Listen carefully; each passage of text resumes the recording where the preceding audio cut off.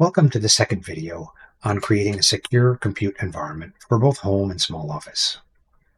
This is the second of 5 videos. The first one is the introduction. You can see that here. The third video is going to cover the network and how to go set up your own router and firewall. The fourth video is talking about having your own cloud. That is the equivalent of Dropbox, iDrive, OneDrive, etc., where you have it on your own system, on your disks, and you still have remote and local access with all of the security or redundancy that you would expect from any commercial device. And finally, the fifth video will cover internet security cameras, how to run your own security camera system with the necessary software to capture, analyze, and report on any activity. So this video is really about Ethernet basics. First off, let me say I'm going to do some level of simplification just so that we avoid some of the details of what's really a fairly complex protocol, and I want to keep it simple and usable for you. This video is quite long, covering a lot of different parts around Ethernet, and so you might only be interested in one or two parts. It's been broken into chapters, and each chapter is labeled, so if you want to just know about DNS or VLAN or DHCP, you'll find a chapter on each one of those, and you'll find a chapter on most of the significant parts that I could think of that might be of help when you're trying to set up your own network.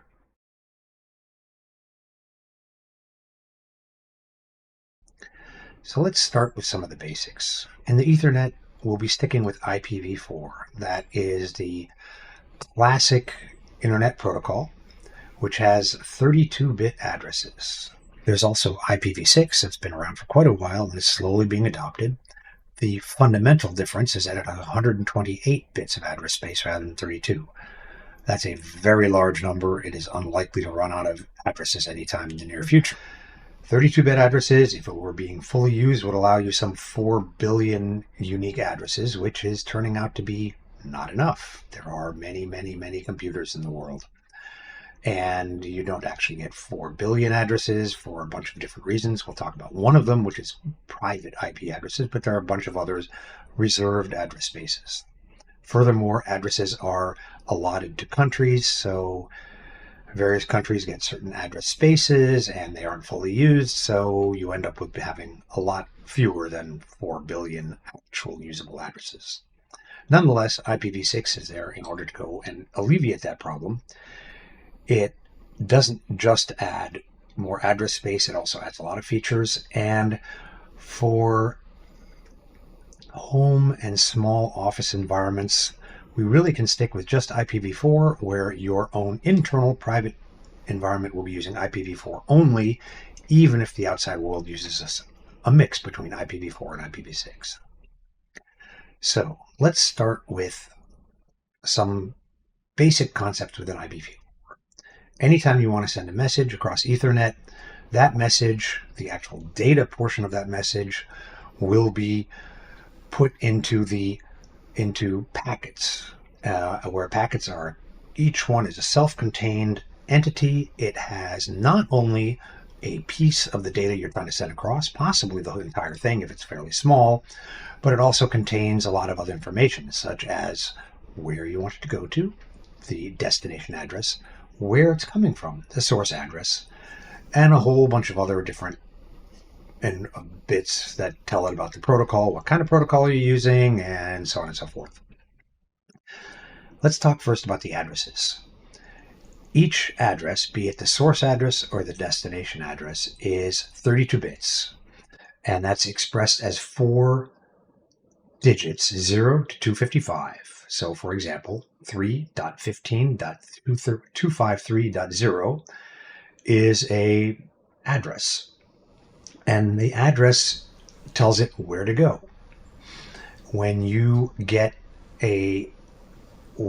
internet provider service provides you with a cable modem or a fiber modem, on the outside you have an address, and it'll be one of those, or it might be an IPv6, but nonetheless it'll be a unique internet address that tells anyone how to reach your cable modem. And there are lots of different rules in the addresses. The most important one is private addresses. Private addresses are a specific set of addresses within the Ethernet address space that do not get routed through the internet. If you see one of those addresses, nobody's going to try to route it because it is known to be a private address, and that means that it's for your own personal use.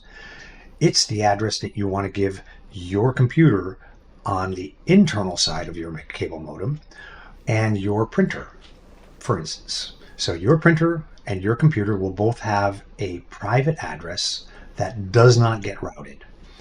And as long as they're on the same subnet, and a subnet is, we'll talk about that in a second, but they're basically the same network, they can talk to each other just fine, but they can't talk out on that subnet because that subnet is private.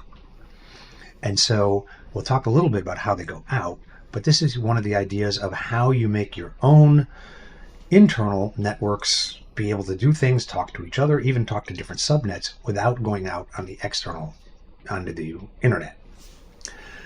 What do those private addresses look like? Well, there are three classes of private addresses and then one special one that we'll talk about. And they're basically, the three classes are just different sizes. And here we're going to get into the concept of a subnet. If we look at the definition here, Class A is the address space from 10.0.0.0 to 10.255.255.255. And there's a shorthand here, which basically uses a slash to indicate how big the subnet is. And so here, this 10.0.0 to 10.255.255.255 is a subnet in that it contains a limited amount of the total potential address space. And that 8 is basically a way of saying that only the most significant 8 bits, which is that 10, matter. And the rest are all don't cares. And they're don't cares because they can go from 0.0.0 to 255.255.255, which is the maximum allowable size that you can get with 8 bits. Each one of these clusters of the four different numbers there are actually 8-bit digits. And 8 bits lets you go from 0 to 255. That's why you see that limit there. So this says the top 8 bits matter, the 10, and all the others can be whatever they want to be. You are still within that subnet. So Class B is very similar. It's 172.16.0.0.0 to 172.16.255.255. So the lower 16 bits are don't matters, don't cares, and the upper 16 bits actually say this is this Class B subnet. So the shorthand would be 172.16.0.0 is really just sort of the way you usually put it. What the 16 is saying is those last two zeros don't matter. They're all within the subnet of 172.16. Class C subnet is in the range of 192.168.0.0 to 192.168.255.255, except Class C networks are usually with the mask of 24. So now I have to bring in the concept of subnets and masks. Very simply, a subnet is the little piece of internet that is local, so that if you are on a subnet, then everything that's on that one subnet can talk directly to everything else on that subnet. Don't need a router, don't need a firewall, don't need anything. They talk directly to each other. That makes it nice and simple. And a mask is really just defining which pieces of the address are this subnet versus which piece is everything outside of this subnet. So a mask is really the way of saying which bits do I have to look at to determine if I'm on my own subnet or if I'm going to need help talking to something because it's outside of the subnet. So if we look at the normal way that you'll get a modem from your internet service provider, they'll usually make a mask of 24 bits. And that says it'll be 192.168.1.x. And that means it's got a mask of 255.255.255.0, saying the first octal, 255, all of those bits matter to figure out if you're in this subnet or not. The second octal, same thing. The first octal is 192. The second octal is 168.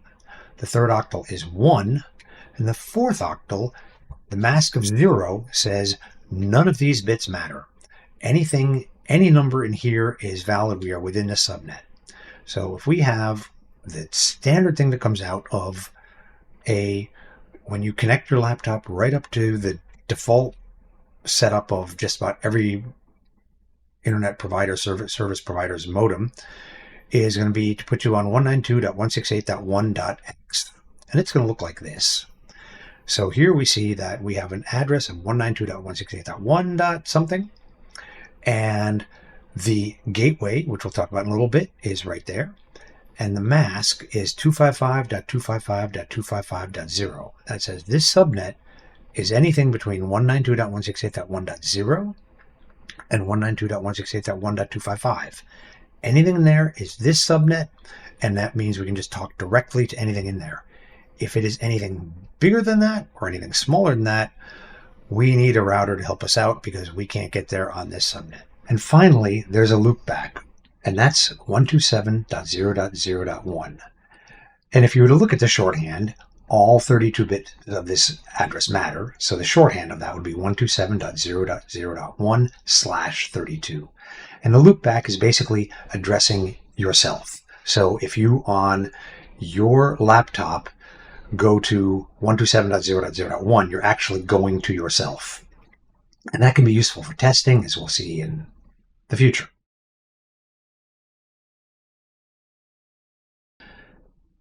Any addresses that are not in the IP space are going to be sent to the internet. So let's say your laptop has been plugged into your modem and it's been given an address of 192.168.1.1, for example.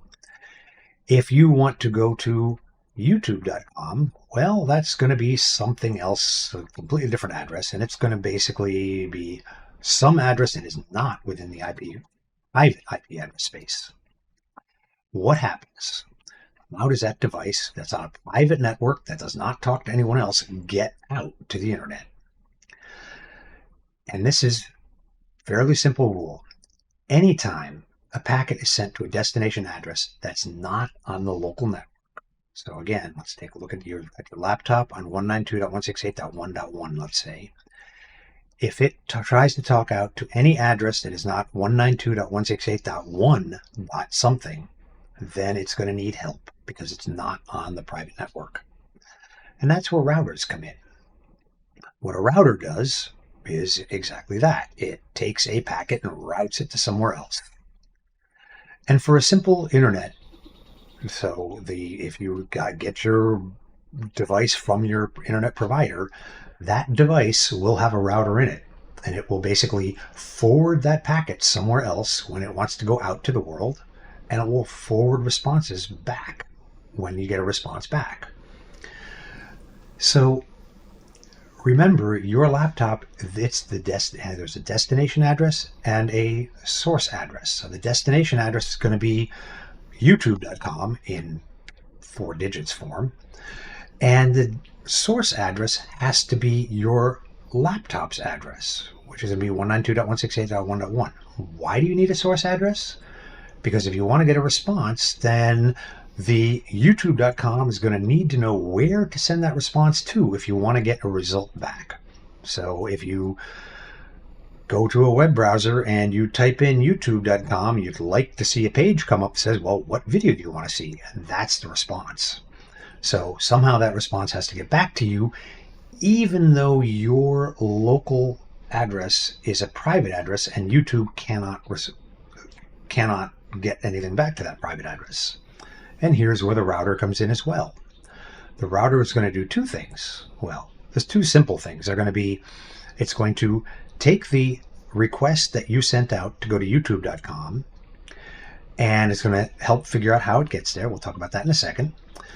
And it has to modify the package, say, oh, no, don't send the response back to 192.168.1.1. Set the response back to the public IP address that the router has, so that the router is going to get the response back. So the router is going to have to do 2 things. Take the request to YouTube out, change it around, and ship it out to the internet. And when a response comes back, it's going to have to take that response and have it come in and say, oh, this is actually the response to that laptop over there. So I'm going to take that, change it around again, and send it on to the laptop. And then your laptop's going to say, oh, look, there's a response, and it'll fill out the page. So it sounds simple, but there's a bunch of intermediate steps going on in the middle. I want to talk about how you can look up your IP address to see what they actually are. And so if you are on a computer, it's pretty easy. Let's say if you're on a Windows machine, you can open up a command prompt, which you'll get from the control panel, and you can type in a command ipconfig. And we'll see that right here in the little demo. You've typed in ipconfig, and it'll show you what your local IP address is. And if it's a normal laptop, you really want that to be a private IP address, because that means you're not straight on the internet. And if you're straight on the internet, you are open to all kinds of attacks, which you probably don't want to have. That's where the firewall comes in, which we'll talk about later. If you're on a Mac OS, you can go to System Preferences and then Network, and then you can look at that and you'll see the information on there. And similarly, it will show you what your local address is.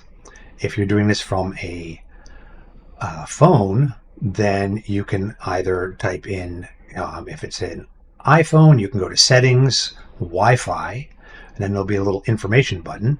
And if you're on Android, there'll be a very similar thing where you can go to Settings and Wi-Fi and get the information. And finally, if you're on Linux, you can open up a command prompt and type in ifconfig, and it will tell you all about your current settings. So that's a way you can just see that this is in fact your IP address.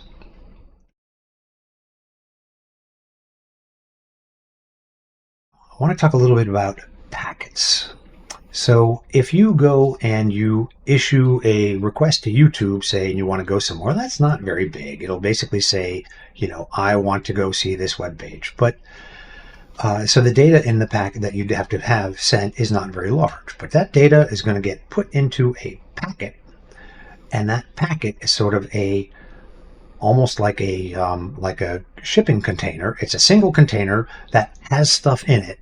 And the container has a label on top of it that tells you where it's going to, where it came from, and any other kinds of things you need to know about it. Is it hazardous? Does it have a battery in it? All those kinds of things are the label. And that's kind of what a packet is too. And if you're sending a whole bunch of data, well, then it won't fit in one box. And the nice thing about data is it's pretty easy to just take a big long piece of data and just chop it into pieces and then put each piece into boxes until you finally get the whole thing in there and send a bunch of packets off in order to get that whole piece of data over to where it's going. And that's how internet sends data across. And each packet has that lovely label on the front of it, which contains the source address, the destination address, i.e. where is it going, where did it come from, and a bunch of control bits. And then it'll also be some information about the data, like, oh, this packet has this much data in it and has some error control bits. So if an error happens, you can detect an error happens and ask for it to be resent. And the data changes based on the protocol. But we're going to keep things really simple here and just mention 3 common protocols. And this part will only really matter to you if you want to have tighter control over your firewall, where you begin to worry about what exact kind of data do I want to allow to come in? What exact kind of data do I want to allow going out? At that point, the protocol begins to matter a little bit, and we'll just talk about just the most simple of them. If you are trying to block random communication outbound, and this is what pretty much every commercial or industrial environment will do because it's significantly more secure, and I'd recommend it. I certainly run it that way. Then you'll want to understand the packet protocols a little bit. So you can say, yes, this is allowed to go out, but these other things are not because I don't know what they are, and you shouldn't be doing it anyway, so don't go out.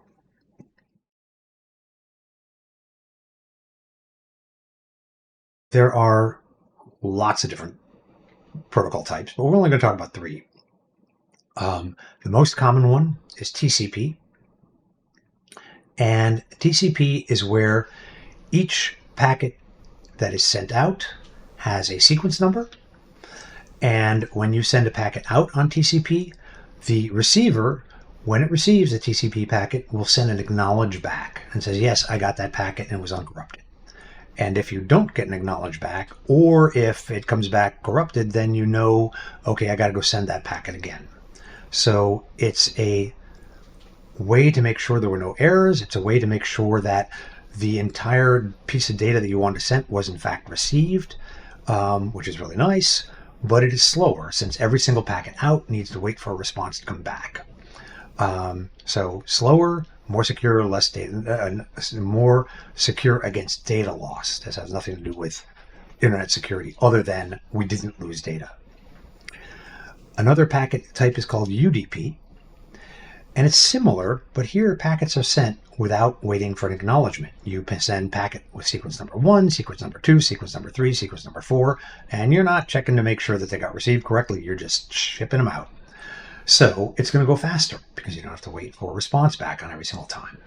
But it's got some chance of errors, corruption of the data because of the internet failed on a packet, which, by the way, does happen, and it's part of the internet protocol is that occasionally failures happen and you're just expected to send it again, hence the TCP protocol. So UDP is going to be faster, and that means it's really good for things where it's not totally critical that you get the data right, but you want to send a whole bunch of higher bandwidth stuff through.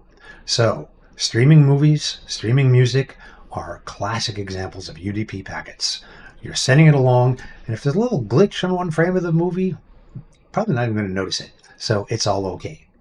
Higher bandwidth, occasionally lost packet, but good way to transfer not mission critical data. And the last one I'm going to mention is called ICMP. And this is really, the only reason I'm going to mention this is for what's called a ping. And an ICMP packet can basically be sent to a destination, and that destination target can just respond to say, I'm alive. So if you send a ping to some IP address, it will come back with a response and say, yes, I'm here. So those were the basic packet types that we're going to discuss. At least there are more. There are also ports, and both TCP and UDP use ports for identifying the types of traffic. So TCP has a bunch of standard ports. They're predefined. You use this port for this, you use that port for that. There's no policing function per se. If you were to decide to put some protocol on a port that's not the standard one, as long as the source and the destination are both agreeing to it, it's good. And the ports are also going to be essential for what we'll call network address translation. But first, let's talk about some standard ones. If you go to a website, http:// youtube.com, you would be going out on port 80. Port 80 is a standard HTTP port. Of course, YouTube would say, no, I don't talk HTTP. I only talk HTTPS, which is a secure HTTP.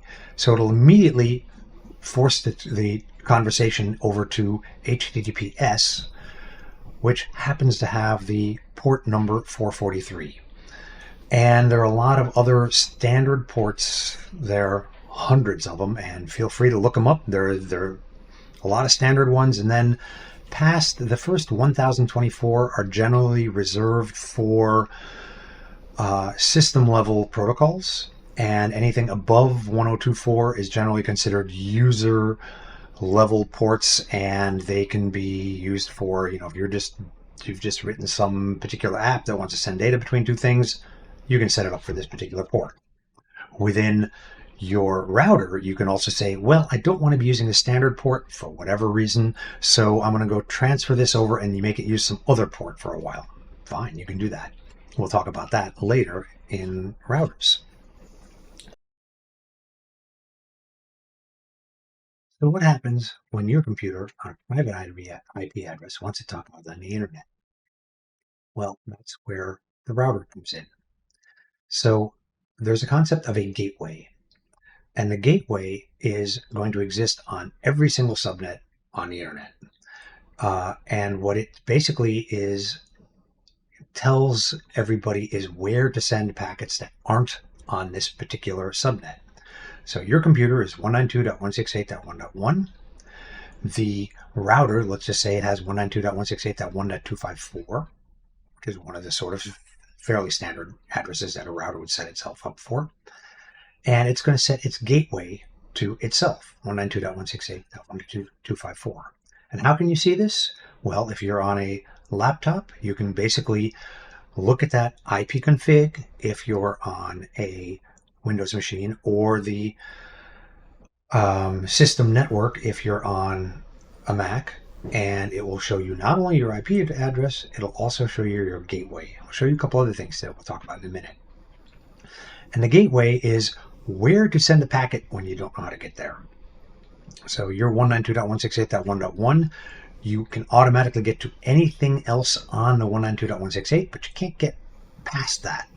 So when you want to go to youtube.com, which is going to be an address, I don't know, I'm making one up, 5.6.7.8, it's not on the local IP, on the local network, so you're going to have to ship it out. So you are going to create a packet, and that packet's going to have a destination address of youtube.com and a source address of 192.168.1.1. So the source means nothing to YouTube, and the destination means nothing to your local network, and this is where the gateway comes in. When you put that packet on your local subnet, this the internet standard, IPv4 and IPv6, both say, okay, the gateway is going to pick that up because it's not in the local subnet. And the gateway basically hands it to the router, and the router is the one that needs to do some translation.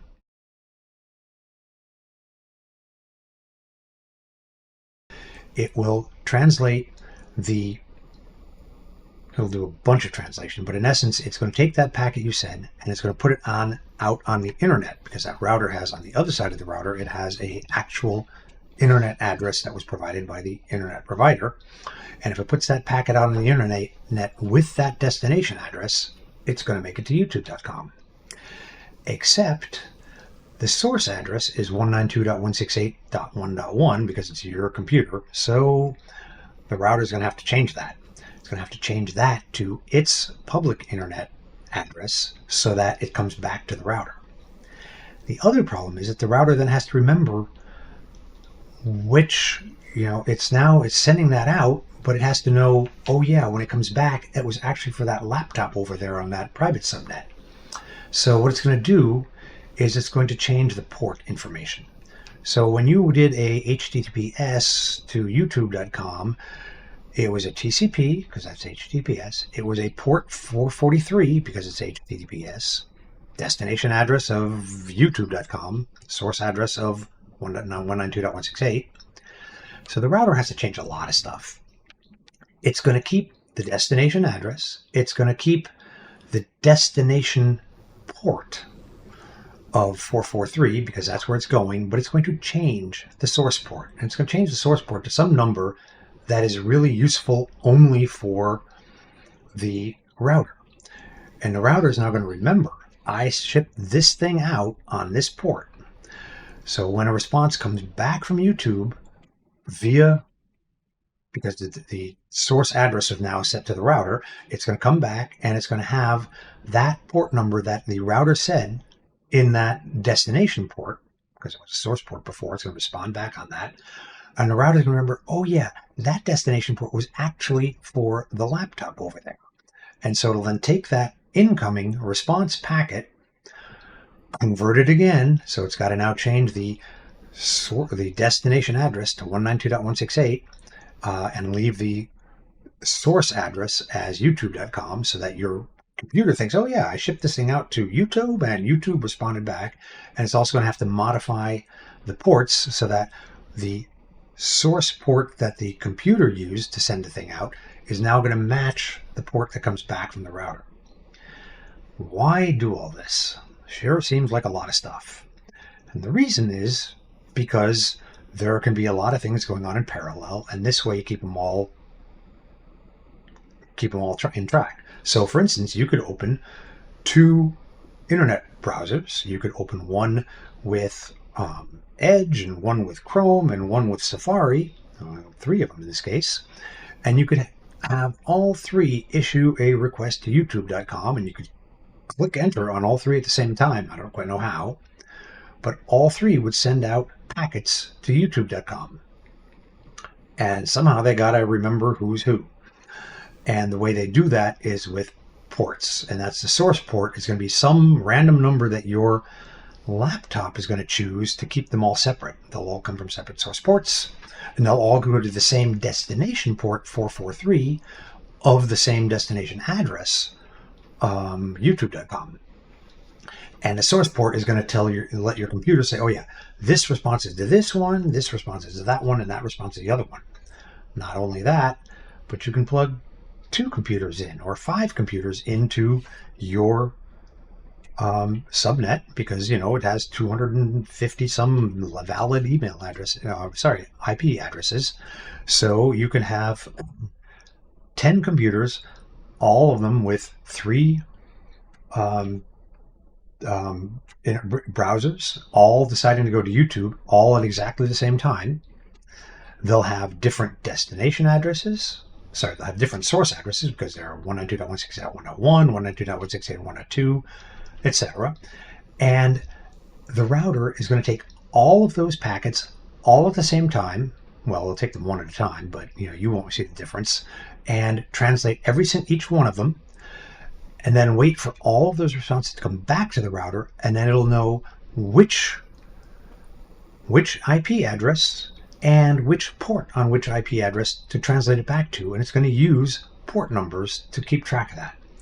Luckily, there are a whole lot of port numbers that can deal with a whole lot of these things all at the same time. But that is the job of a router. And that is how you get something on your local network out onto the internet and get that response from the internet back to your local computer. Very simplified, because there's actually a bunch of other stuff that goes on there, but that's basically how that works. And that's what's called network address translation. And that basically allows your computer on your private network to talk out into the real world and come back. It also saves a lot on IP addresses. So one of the things I mentioned early on is that IPv4 is running into trouble because there aren't enough IP addresses out there. And way back when a company would go, and I remember IBM had this, where every employee in the company had their computer on their desktop, and every computer on every person's desktop had an actual public IP address. These days, that doesn't happen.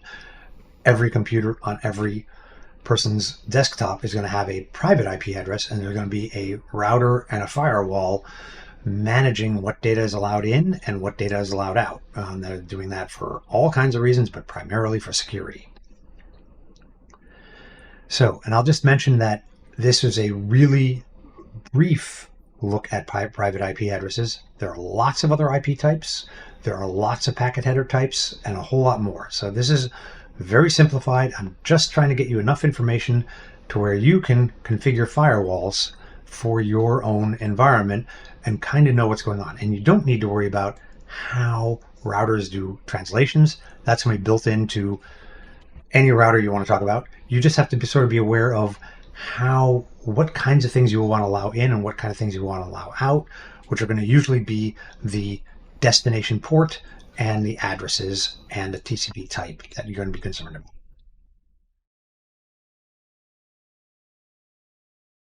I'm going to talk just briefly about privacy and security, because this is a great place to highlight some of the basics here.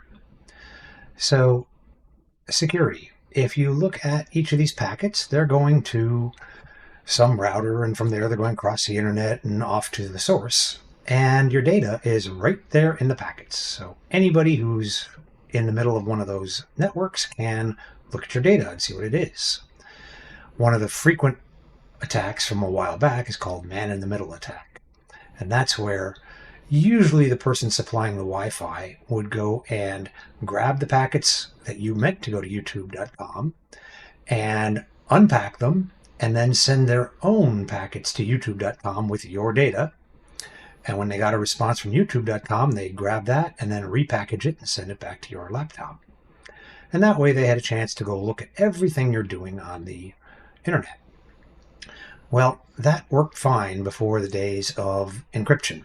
HTTP used to be sort of the common thing you had for connecting up to the internet. Nowadays, just about everybody is HTTPS, and the S stands for secure. So what happens in the HTTPS? Well, obviously, you first use public-private key encryption in order to encrypt the data inside the packet. So that means that even if somebody's doing a man-in-the-middle attack, they can't see what the data is. So they could conceivably copy it and send it off and copy it and send it back, which would let them have the encrypted data. There's another part to HTTPS that's absolutely critical here, and that's the verification of the site you're going to. When you type in youtube.com, your browser contains the public key to the places that provide the certificate for YouTube. And so youtube.com will come back and you'll be able to validate that youtube.com is in fact YouTube by validating the certificate that YouTube sends you with the key provider. And there are, 20 or 30 standard public key providers, and it lets you check that as long as you typed it in right. If you type in youtube.com and you have that little lock icon in the usually upper left of your browser, you are in fact talking to youtube.com and your data is in fact encrypted. There are some exceptions, but they're outside of the realm of here. Basically, if you're using a work laptop, then often the company will provide their own encryption key so they can still do a man-in-the-middle attack. But if it's your laptop and you didn't mess with the encryption key provider list, you should be good. So that provides you security, but it doesn't really provide you complete privacy. And the reason is those packets, even though the contents of the box are now encrypted, the label on the box is not. So the Wi-Fi provider, your internet service provider, and anybody in the middle can see, ooh, this is where you're going to. You're going to youtube.com because they can see the destination address, and this is where you're coming from because they see the source address. So they know that person is going to YouTube at this time. And they can even collect how big is the packet, how much data is going across, things like that, even though they can't see the data itself. So here's where another concept called virtual private networks come into play. And a virtual private network is kind of like a tunnel. And I'll go through how it does it in just a minute. But if you were to imagine your laptop, you start up a virtual private network. And in essence, what's happening is you're taking all those packets that you want to send to youtube.com and you're shoving them into the tunnel. And that tunnel happens to be across the internet. So that tunnel basically makes it so nobody can see your source address because it'll go into the tunnel at your laptop and it'll come out of the tunnel at some server that the VPN provider owns. So it might be in East Timbuktu. And every source address from then on will say, hey, this came from East Timbuktu. And YouTube can't see where it actually came from, nor can any other place you go to, as long as you're routing your traffic through that VPN tunnel. And that helps a lot with privacy. Suddenly your ISP can see that you're talking to the VPN, but that's all they can see. What you're talking to, what kinds of data you're sending, none of that is visible to them. And the way that tunnel works is actually pretty simple. You have an application that's running on your laptop or your phone or whatever. And anytime you want to send a packet out to the gateway, you remember we talked about gateways a little earlier, your app will say, wait, let me go and change this a little bit. And it'll take your entire packet, the whole thing, the data, the label on top, all of that, and it'll put that into a bigger packet. And that bigger packet will still have your source address and the destination where is now going to be the VPN provider. So your internet service provider will see that here's a packet that came from you and it's going to the VPN provider, and everything inside that packet is encrypted again by the VPN application. The VPN provider will then have inside its own private label, it'll be, oh yeah, we actually want it to go over here and it's actually coming from there.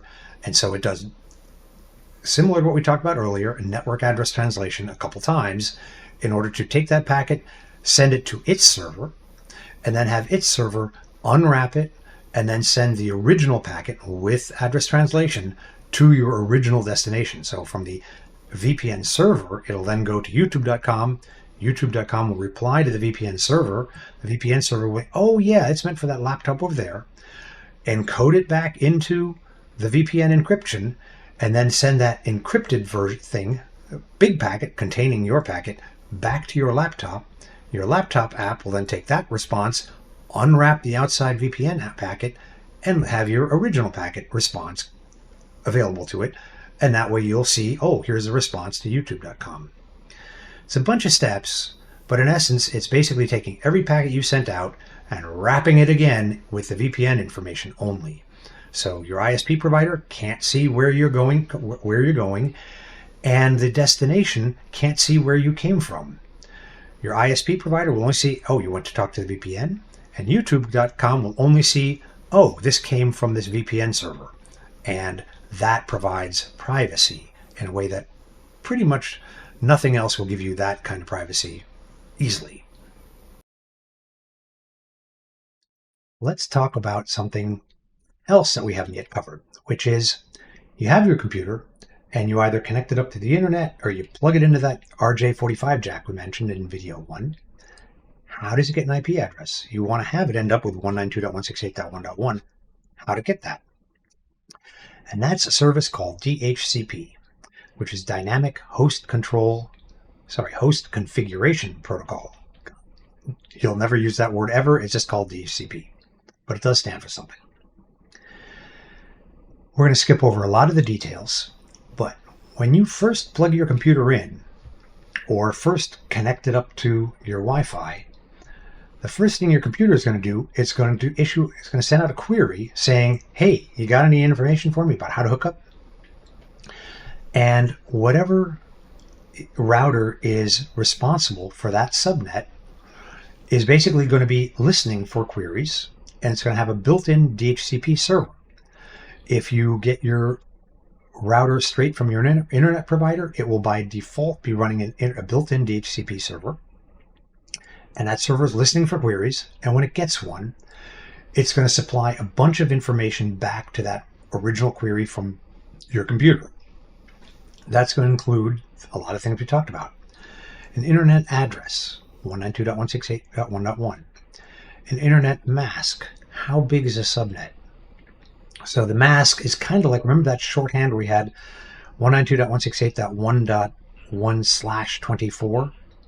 Well, the mask is exactly that. It'll be 255.255.255.0, which basically says use all of the first number, 192, use all of the second number, 168, use all of the third number, 1, and use none of the last number to figure out if you're within your own network.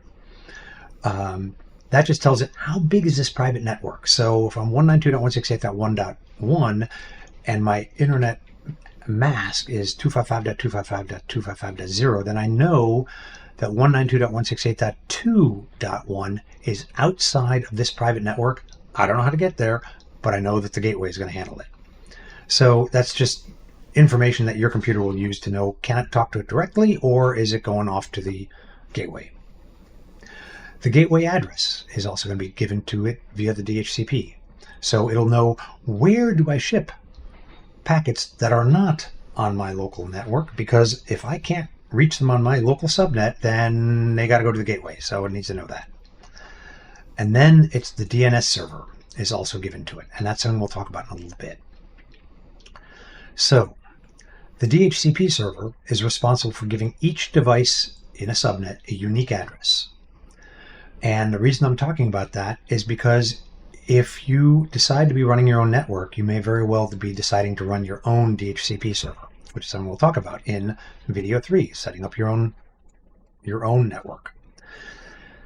And there are a lot of other things you can do, which is you can decide which devices should get an IP address at all, So you may decide that if you are not a known device, you don't get an IP address because I don't know what you are, so you're not getting on my network.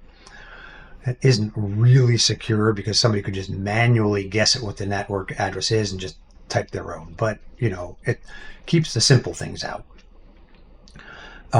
You can reserve IP addresses for specific devices. So, for instance, if you have a printer, you may want your printer to always be at 192.168.1.5.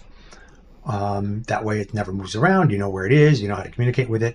And you can tell your own DHCP server, by the way, I want to reserve this IP address for this device. And by the way you do that is every device has what's called a MAC address. Don't ask me what MAC stands for. And the MAC address is a unique number for every single internet capable device anywhere. The MAC address is always unique. It's a big, huge number, and you just keep adding to it. So your printer will have a MAC address, your computer will have a MAC address, your phone will have a MAC address. In fact, if your computer has both a wired connection and a Ether and a Wi-Fi connection, they will have different MAC addresses because they are different Ethernet connectors. So you can use the MAC address to say, oh, I want this MAC address to have this IP address, which is great. And also, by being able to specify which devices get which IP addresses, you can do things like say, my security cameras are going to get an IP address in this range. So I may want to have them on this network, but it lets me do other things, which we'll talk about in the routing section of video 3, where you can say, I don't want my IP cameras to talk out. So they're going to be given, you could do two things. One, you could put on a subnet that doesn't talk out, or you could say this range of addresses is not allowed to talk out. Some way of blocking communication out that you don't want to have going on. Or you could do other things, like you say, I want these devices to go through a VPN and those devices not to go through a VPN. So you may want your laptop to go through a VPN, but you may want your anything where you're watching television shows. That might be, either your smart TV, or it may be some device that you use between your smart TV and your internet, which I definitely recommend. You want to let that thing not go through the VPN so you can get the channels you want to get. In any case, you've got a lot of options there. I probably went way too far into that, but forgive me. So there's a great deal of flexibility there. And in the video on computer setup, we'll probably go into some of those options and how you can use them. So the next thing I want to touch on for the introduction video is the domain name server. I just mentioned that, DNS domain name server is given to each device by the DHCP server. So the DHCP server will say, here's your IP address, and here's the domain name server you should be using. And the domain name server is very simple. It's the thing that translates human-readable domain names, youtube.com, irs.gov, into public IP addresses. And you really use them for a couple of reasons, one of which is that who's going to remember public IP addresses? I mean, they're big, huge numbers. But there are two other reasons. One, they change. So the youtube.com may have an IP address today, and tomorrow it may have a different one. And so the domain name server will give you the current one. And the other one is that large services will have a whole bunch of IP addresses. Why? Because there are lots and lots of people talking to it. YouTube would be a good example. It's got, I don't know, tens, hundreds, not a clue, but it's got more than one. And that way, you've got a whole bunch of different ways of getting there. And so if something happens with one of them, you can get there through another way. So you're going to need a domain name server. Your internet provider provides one. Again, that modem that we've talked about a whole bunch of times that came from your internet provider service will have a DNS domain name server set up in it, and that domain name server is going to be the one that is run by your internet provider. As I mentioned briefly in the introduction, it will do a great job of converting youtube.com to the public IP addresses. Probably too great. So there are two downsides to it. One of which is that your internet provider, or whoever you're going to get your DNS service, sees every single address you ever go to. It will record. Trust me, it will record, because there's valuable data to be sold. Every request you make for where you want to go, because it now knows where do you go at what times of day and who are you and what do you do it on all. It can see all the patterns of the kinds of things you're interested in, which is at the very least great information for advertisers. Worse, it's great information for other people that you may not want to be giving information to at all. So that's one reason I don't like using somebody else's DNS server. The other thing it will do is translate everything. So it will translate youtube.com, but if you end up somewhere, and there are lots of places you can end up where, like, even Google searches and some other searches can show addresses that you don't want to be going to. Some that contain malware, some that contain spam, some that contain things you don't want to see. And your DNS, your internet service provider's DNS, is likely to be perfectly happy translating all of those. And that's kind of unfortunate. And that service, by the way, you'll often see that service referred to as a domain name resolver. That's actually the thing that does the domain name service. So if you see it as called the domain name resolver, same thing, it's just the actual app that's providing the domain name service. And so with domain names, there are some things to consider. Privacy, that I just mentioned, malware, spam, and advertising. And so there are lots of different levels, if you will, of translation that the domain name server might be doing. Your provider likely provides translations for all of the above. So it basically will have no privacy. It will provide translations for malware, spam, and advertising. It'll be perfectly happy to do so. And your laptop will see all of them. The second level of things to consider, and I'm just making these levels up, there's nothing magic about any of them, it would be choosing a domain name resolver that doesn't keep a record of requests. That would at least get you through privacy. And there are several out there that will do that. I recommend you do a search from your favorite search engine to look for possible domain name servers that will not record your requests. Then as a third level, which would be, again, these aren't real levels, you're just separating them out, would be choosing a domain name resolver that doesn't provide translations for all of the names. And this is called DNS Blacklisting. And DNS Blacklisting is where you blacklist certain names so that you don't get translations for them. So if there is a known malware site, and there are thousands and thousands of them, there are some domain name resolvers that will basically say, oh, that name is on a list of known malware sites, so I'm not going to provide the translation. And when your computer tries to go there, instead of actually going there, it's going to get what's called, usually called error 404. Depending on how it's done, it might do that, or it might ship you to an address that doesn't work. That will say, I didn't send you over there because it's a blacklisted IP address, so I'm not giving it to you. And you can then also blacklist spam. So spam sites are just not available, and you can blacklist advertising sites so that when you try to get ads, they just don't show up. Instead, if you look at a web page, you'll sort of see a blank box where the ad was supposed to go, and there's no ad there because it was blacklisted by the DNS server. So, as I mentioned in the introductory video, there are certain DNS resolvers that you can just choose to use that will provide some or all of that. Just a quick reminder, Quad9 would be one of them, Cloudflare would be one of them, and OpenDNS would be one of them, and feel free to look them up and see if you like one of them. If you're running your own router, you can set your own DNS resolver. And what I'm going to talk about in the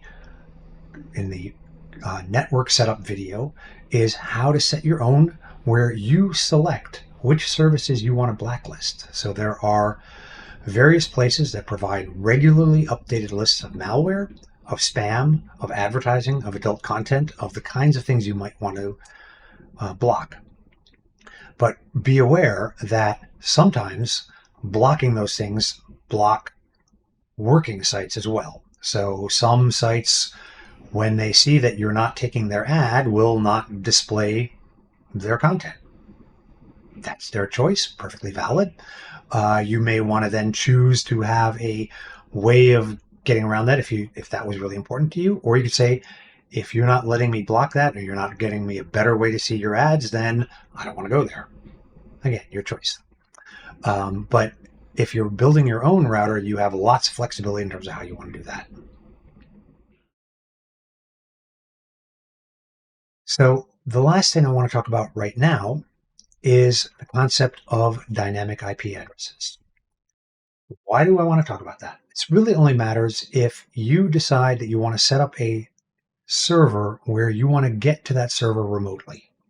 One of the things I promised in the introduction was how to go and set up your own Dropbox equivalent. So instead of iCloud, OneDrive, whatever, Google Drive, Dropbox, you could have your own. You're running your own server with your data on your hard drives at your home or office, and you control all the data. Nobody else can see it. Nobody else can get at it. It's all under your control. Well, if you only want to access that data while you're within your private subnet, great, you're all done. But if you want to be able to access that data while you're traveling, so you're on your laptop and, if you look at iCloud or OneDrive or Dropbox, you have that little icon down in the bottom or up in the top, wherever that is, and it basically keeps your local copy in sync with the database copy, which is particularly useful if you have multiple people working on it. You want to be able to see that even though you're on the road. And the server that I'm going to talk about will be able to do that. It'll have a little icon in the bottom, just like the big boys, except it'll be your own private one.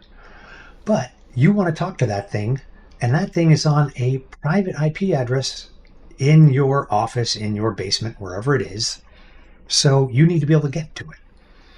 And your router has the IP address, the public IP address that the IP provider gives you. But here's the thing. Chances are fairly good that it's what's called a dynamic IP address. Dynamic meaning it changes. Why? Because the IP address changes.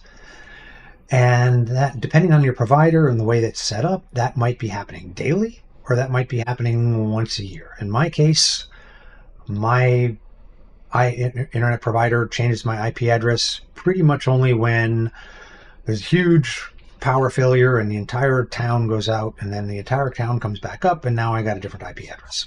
Other than that, it stays the same all the time. Others are known to be changing their IP address constantly.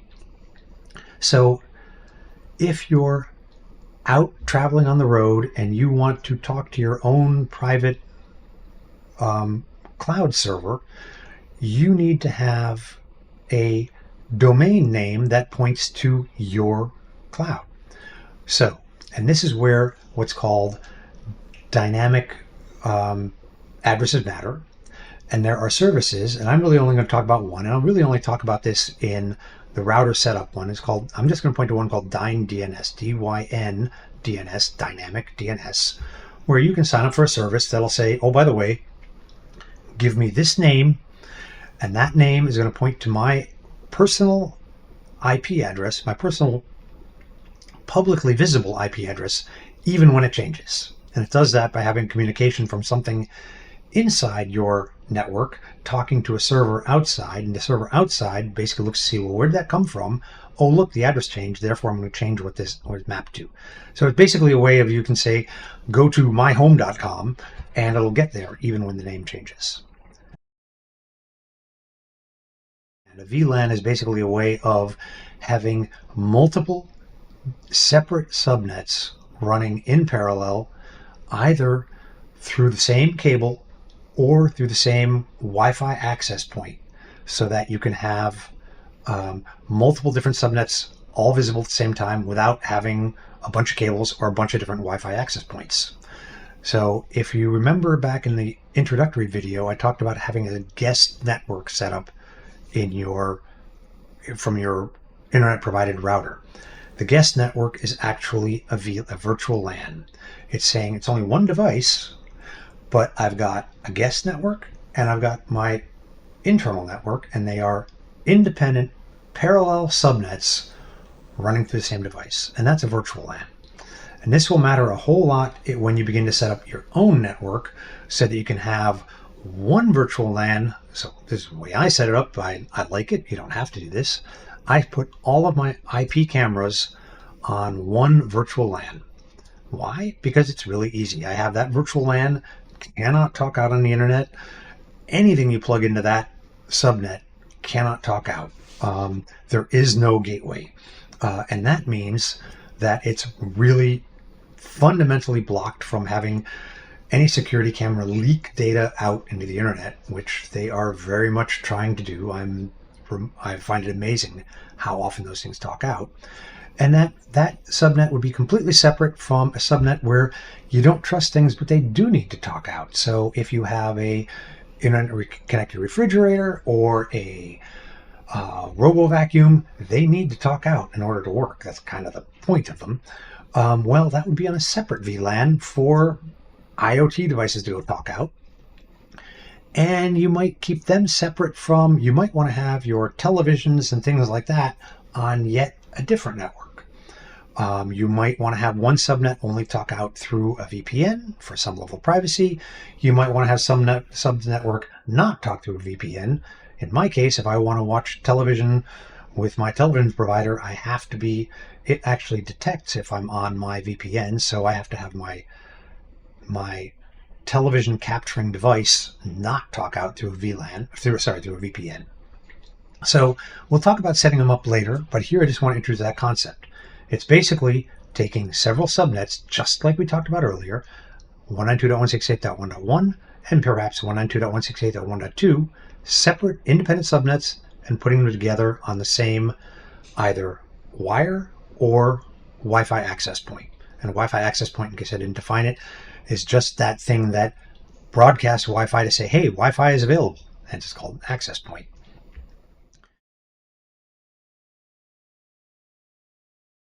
So I want to go a bit more into depth in firewalls. As I mentioned in the introduction, a basic firewall is usually set up to allow anything to go out. So if you just use your internet service provider's modem, you'll be able to go out with any kind of traffic you want, and no externally initiated traffic will be allowed to come in. Not totally unreasonable. In fact, for a lot of people, that'll be just fine. You just need to be very careful about where you go out. However, when we want to look at a more secure environment, then we want to get some more control over that. And that's where firewalls come in. And as we'll talk about in the networking video next, we'll look at setting up a router and a firewall, and they usually are combined. But just to go over the concepts, the way it will be set up is with a set of rules. And the rules are really just either allow certain traffic or disable certain traffic, and then you'll have a set of rules, and the router will go through the rules one at a time, and as soon as it finds a rule that matches, that's the rule it's using.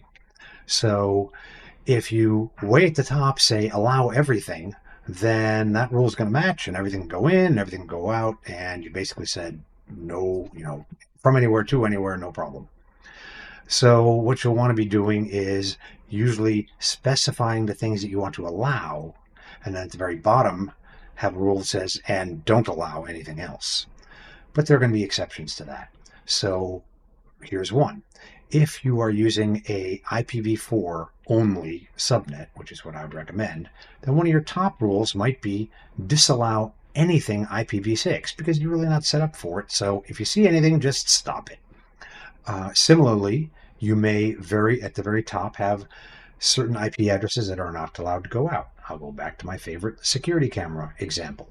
If you leave your security cameras on the same subnet as other devices, you may want to say, oh, by the way, I want my security camera IP to never be allowed to go out. and that would be a very simple rule. Say, if the source is that IP address, then we're going to deny all activity. And so you basically build your set of rules in order to do that. And the way you can build these rules are you can use, if you're using a Linux, if you're doing this all by yourself, you could actually be doing this in Linux with IP tables.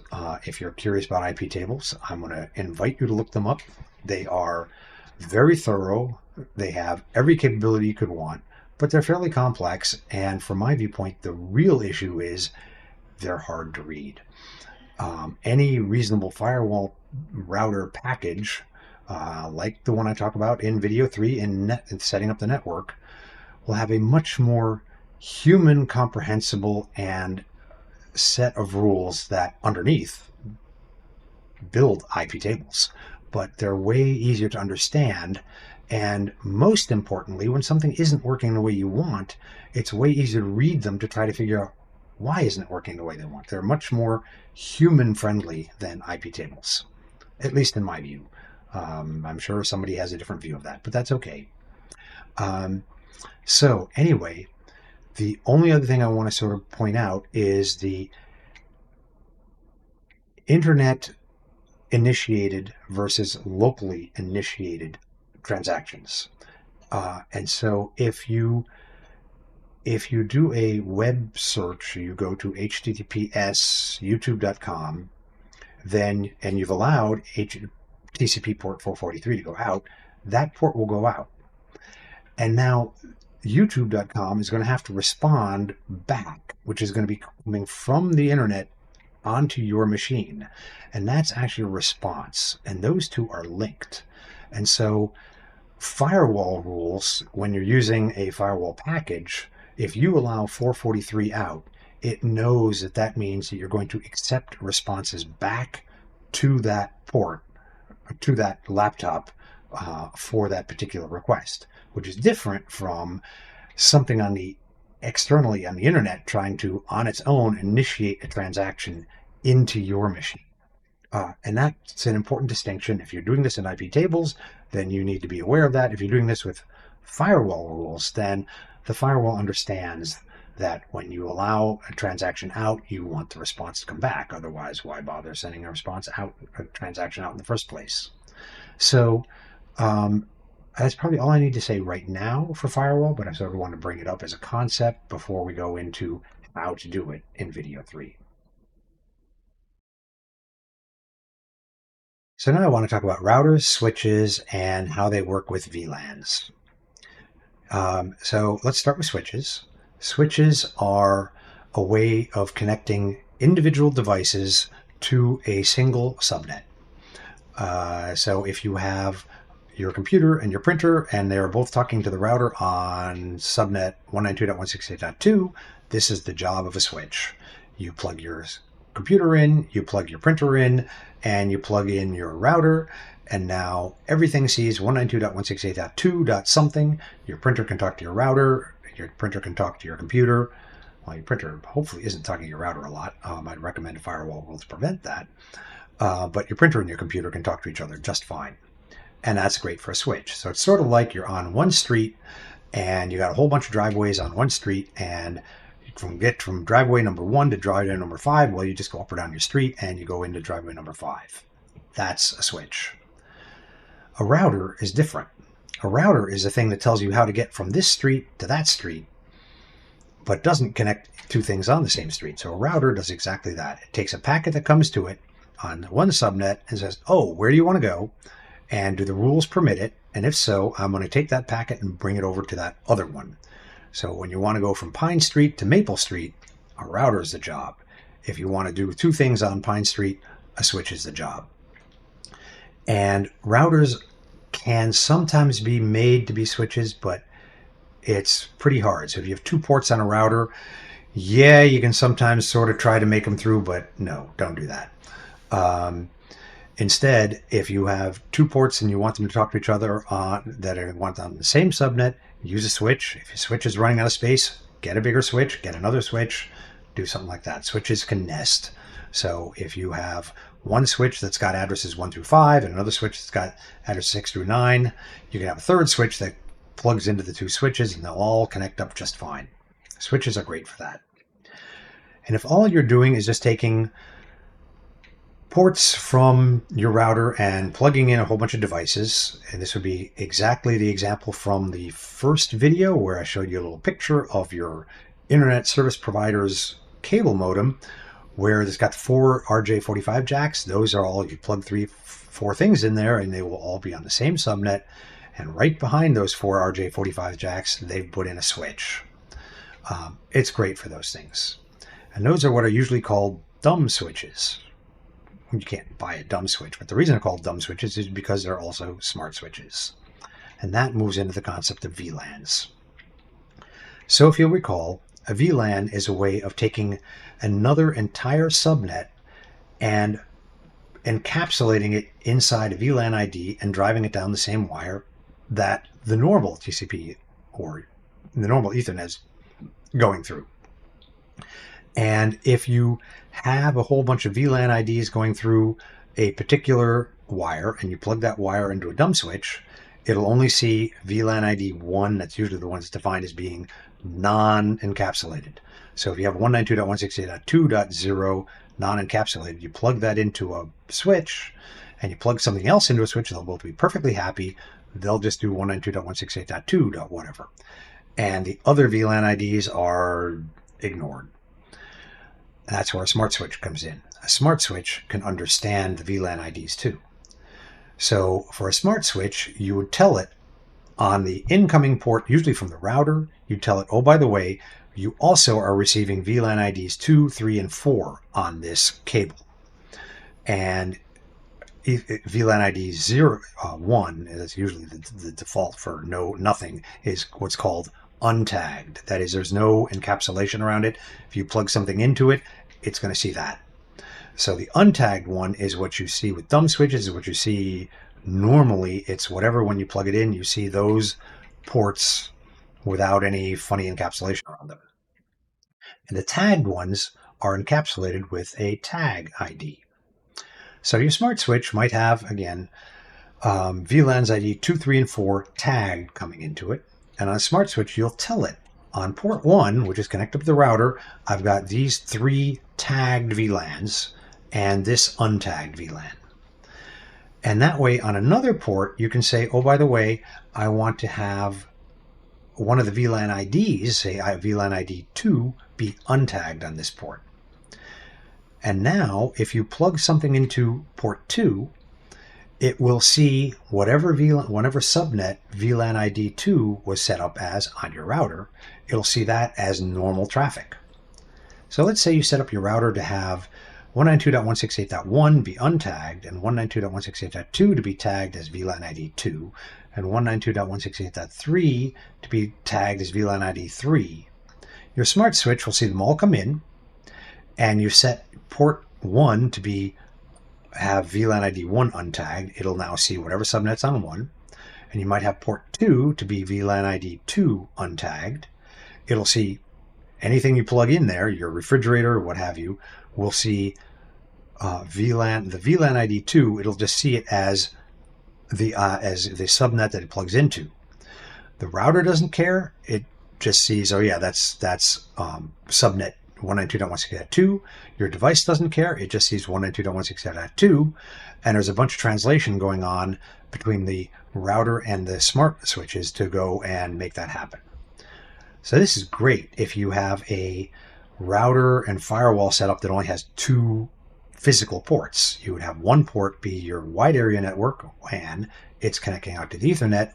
You have your other port be your local area networks, because you got a bunch of them, and you have a base subnet and then as many other subnets as you want to have, all on VLANs. So that's great. You now have a lot fewer ports that you need to manage, and you can still have as many subnets as you want, as long as you don't run out of smart switches to go and control that. And so, of course, let's say you had VLAN ID 2, you had a whole bunch of devices on there. You could, of course, take port 2, which is now VLAN ID 2, untagged, so it's just there, and plug that right into a switch. And that switch will hook up any number of devices on 192.168.2, because that translation has already been done at the smart switch for port 2. Some smart switches, by the way, also have power over Ethernet, PoE, and that can be great if you just have one or two IP cameras that you want to connect up. Then you can basically put them on their own VLAN and take a couple ports off your smart switch that are powered and say, oh, by the way, VLAN 7 is for my cameras, and have those VLAN ID 7 be untagged on those ports. And that puts those two cameras on their own subnet with whatever routing rules you want to set up in your firewall and router, and they will get power, and they will be on their own subnet, and they will talk very happily, and you've got a single cable going from your smart switch to your camera, which from a wiring viewpoint is kind of nice, assuming you have a Ethernet cable available. And finally, I want to talk a little bit about network testing capability. And there are three parts of this I want to mention: ping and telnet. So we went through ping a little bit earlier, and ping is this great way of saying, am I connected? And is my network behaving reasonably, by saying ping youtube.com, and I can see, did I get out there and back? That tells me my network is connected, my firewall is okay, and if I see reasonable response times, it tells me that, yeah, things seem to be kind of alive. That's great. It can also be used to check that you can't talk to things. If you want to know that a subnet is not connected, well, the first thing to do is to try to ping something, and hopefully it comes back and says 100% packet loss. That's an easy way to say, yes, this subnet, in fact, either can't talk out or can't talk to that device. So I'll give you a little example here. If we go in and we type in a ping of youtube.com, then we'll see that we start getting responses back. And you can see that we're sending 64 bytes in each packet, and we're getting them back. And one, you'll notice they're sequence numbers. So these tells us that every single ping, in fact, responded, because we don't see one of those numbers missing.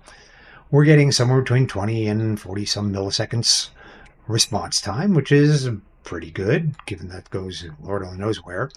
And down at the bottom, we can see that we transmitted 10 were received, there was 0 packet loss, and it gives you some average times. So it's a nice way to do the first level testing of your network and your firewall and things of that sort. The second one is Telnet. So Telnet is something you can load onto a Windows machine, Mac OS machine. You probably have to put it on all of them. In Linux, it probably even there has to be put on. In all three cases, it's very easy to do a quick search and say, how do I load Telnet?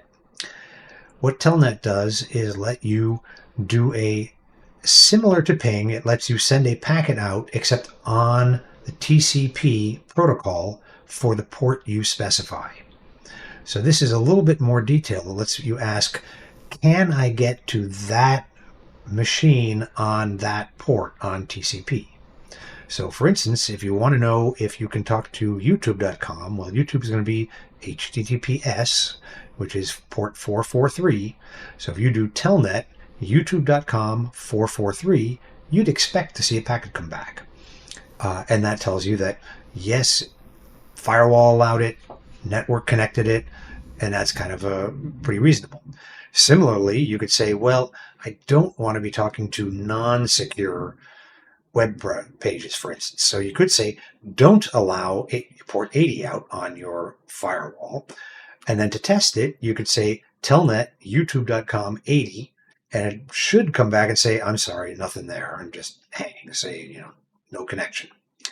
So that's a nice way of doing a little bit more detailed testing of, can I or can I not connect to some server on TCP for a specific port, which is basically saying for a specific service. So services that you're likely to be using are going to include HTTPS, you might include SSH, there are a variety of others, and you might want to know, can I get to this one on this port?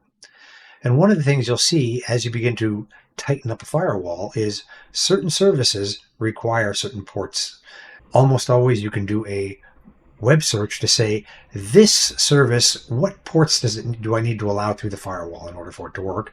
And it'll usually give you a list of, oh yeah, that service uses these ports. So now you know what you want to open up on your firewall in order to let them through. And with that, I think the this video on Ethernet basics is done.